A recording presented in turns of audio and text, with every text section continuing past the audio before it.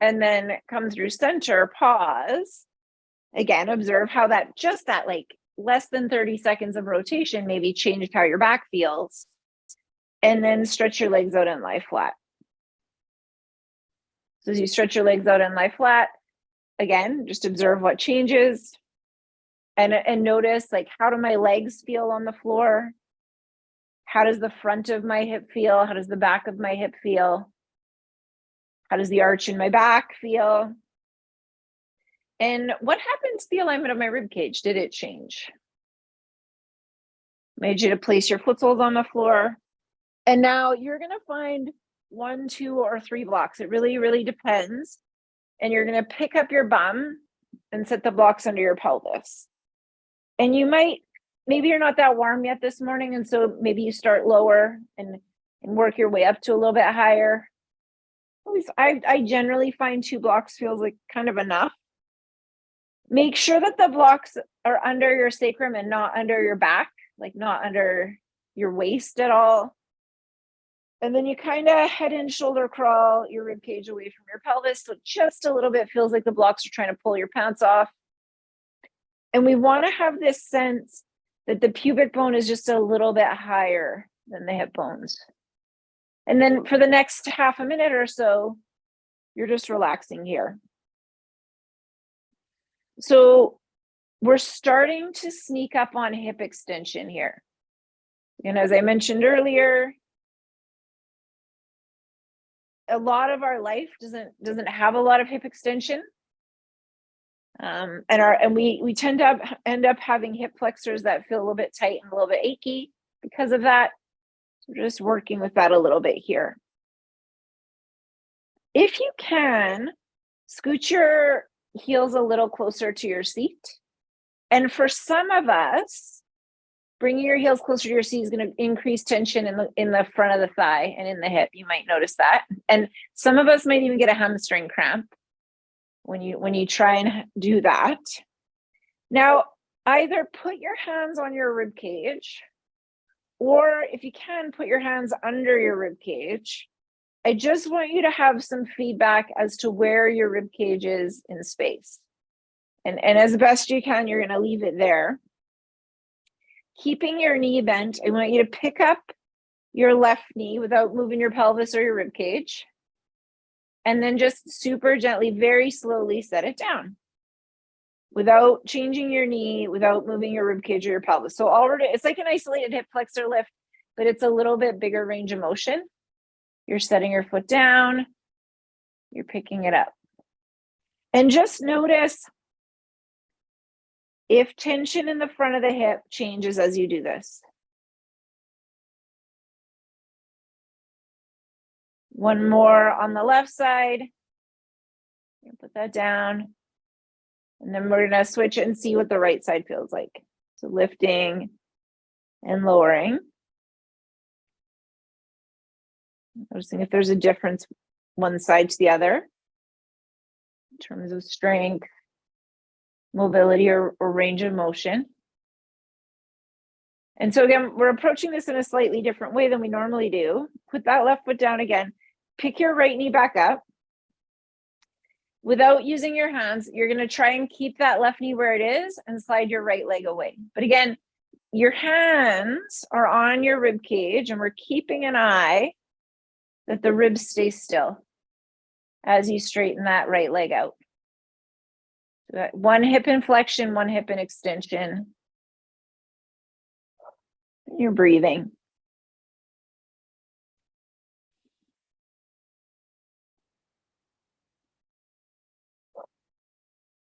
Place that right foot sole on the floor. Place your left foot sole on the floor. Bring your right knee in. Slide that left leg out. Again, we're trying to keep the ribs down. We're trying to keep the pelvis still. You got one hip in flexion, one hip in extension, and you're breathing. Do relax your jaw. Do soften your tongue.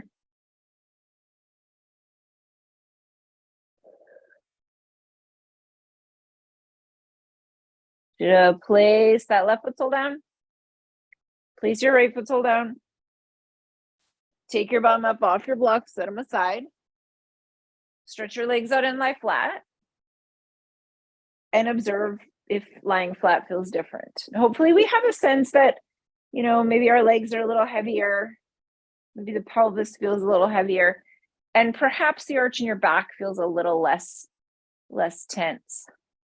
Now you're going to find your rolled towel, your half foam roller, whatever, your pool noodle, whatever it is you got. So what we want, again, is tailbone on one end, head on the other. And again, I would love it if you had your knees bent, feet flat. And then your arms are just a little bit away from your body. And so the first thing you want to recognize here is your arms are now behind you. So there may or may not be some stretch sensation in the chest, and that's okay.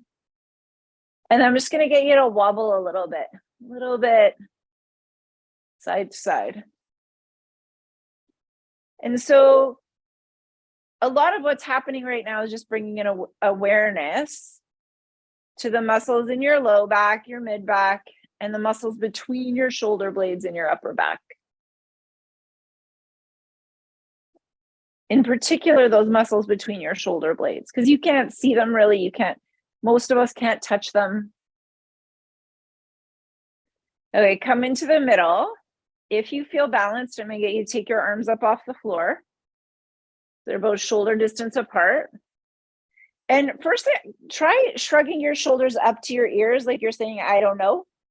Hold them there and then relax. Shrug them up and relax. And just see how that feels. And hopefully you can kind of notice it's just up and down, shoulders towards the ears and then down away. You can also feel your shoulder blades move a little bit there, up and down. And then you're going to go forward and back. So you reach your fingers as though they could touch the ceiling and set them down. And now we want to have this sense maybe of the shoulder blades going wide and coming together, kind of like a scapular push-up in the opposite orientation to gravity. See how that feels. And then kind of let the shoulders relax. Your arms are still in front of you. Now you're going to bring your arms down. And so I want your arms to come down, pinky finger side of the hand comes to the floor. Because again, that is shoulder extension. Your hands are a little bit behind you. Your arms are a little bit behind you. Not too much, but a little. And then you're going to bring your arms up and overhead. As far up and overhead as they'll come. So you're just going in a big rainbow in front of you. And the movement's as slow or as fast as you want it to be. And you're just noticing, can I keep my elbows straightish? And what happens around the shoulder as your arms move? What happens in the upper back and rib cage as your arms move? And the roll should just give you a little more feedback of what's going on there. Then your arms are going to come down by your sides, palms face up. So again, our arms are just a little bit behind us, and you're going to snow angel. And I encourage you to start small. So the snow angel, maybe you just come up to shoulder height and down. And then, eventually you get a little higher. Now, in real life, I don't know that there's a lot of things that you do that require this range of motion. So it would not be weird if it felt limited. It wouldn't be weird if it was hard to keep your hands on the floor the whole way. So you just want to see what you got.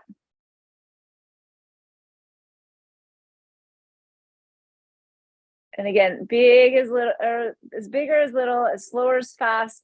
And also, can you kind of feel your shoulder blades moving around the roll behind you, because they will.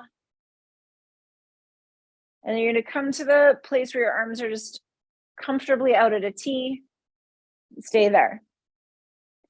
Now, can you pick up your left foot to 90? And depending on what you're balancing on, this will either be easy or hard. So the more narrow or high up your roll is, the harder this will be. So you just see what that feels like. You put that foot down, pick up your other foot. So right now, not too challenging because your arms are on the floor to balance. So you put that foot down. Now pick your arms up in front of you. So they're, again, kind of like tabletop arms, just straight out from your shoulders. And then you're going to pick up your left foot and see what balance looks like. Do you wobble? Do you feel stable? Does it take a moment to figure it out? Put that left foot down. Pick up your right foot. Notice if one side feels easier than the other. Breathe. And then you're going to put that foot down.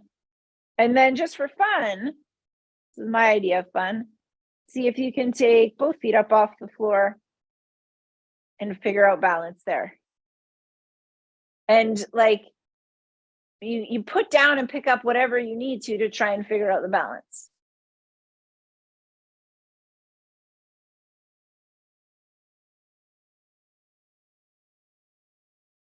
And in theory, if we hung out here long enough, if it was hard, your nervous system would figure it out.